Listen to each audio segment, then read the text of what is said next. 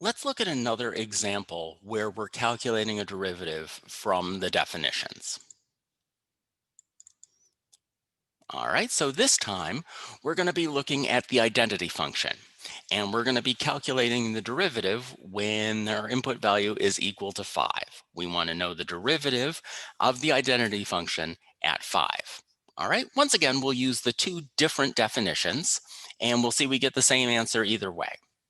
So f prime of 5 is equal to the limit as x approaches 5. I'm just substituting this into the definition here, where a is equal to 5. F of x minus f of 5 over x minus 5. Our next problem is to evaluate the function at those two values. And so this is the identity function. So in the identity function, the output is always the same as the input.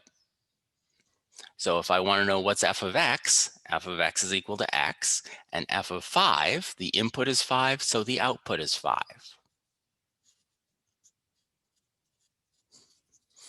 All right, so we've got the limit as x approaches 5 of x minus 5 over x minus 5.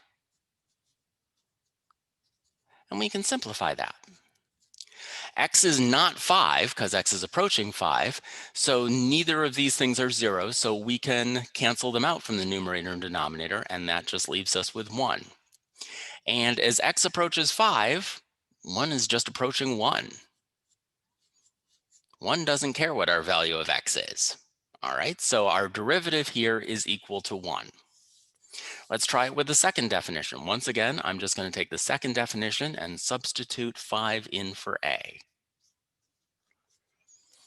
The limit as h approaches 0 of f of h plus 5 minus f of 5 over h. So we need to evaluate f at those two values. Once again, this is the identity function. So whatever the input is equal to the output. So what is f of h plus 5? H plus 5 is the input, so h plus 5 is the output. F of 5 is the input, so 5 is the output.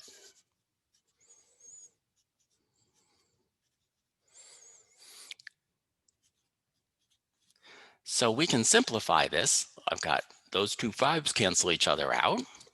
So that gives me the limit as h over h. And once again, we can simplify that. We've got our h in the numerator and denominator. So that's just the limit as h approaches 0 of 1, and same trick as before. 1 is just equal to 1. 1 is approaching 1 no matter what our variable is, because that 1 is the constant value. All right, so once again, we see in either case that we get 1 as our derivative of that function. And just like we did with a constant function, what we will do in a future video is we'll tie this back to the notion, and we will see that there was nothing special about 5 there, that the derivative of the identity function is going to be 1 at every point. And so we'll see why we would have expected that to be the case. But for now, when we're just calculating the derivatives without thinking too much ahead, that just gives you a second example of how you're going through this process. So all you're doing is you're evaluating the function, doing a little bit of algebra, a little bit of arithmetic, and then using some simple limit properties in order to calculate the derivative. So I'm hoping that you're not finding this too difficult.